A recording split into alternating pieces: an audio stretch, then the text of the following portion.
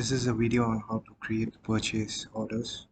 To create the purchase orders, you will have to go to the invoices, click on purchases, click on purchase order. Once you click on purchase order, you will come to the purchase order screen. You can select the supplier name, then you can give the part number.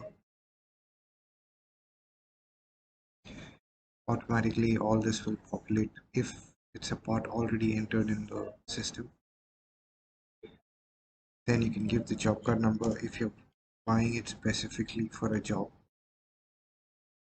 and then you can save. You get the purchase order over here in the print. Thank you.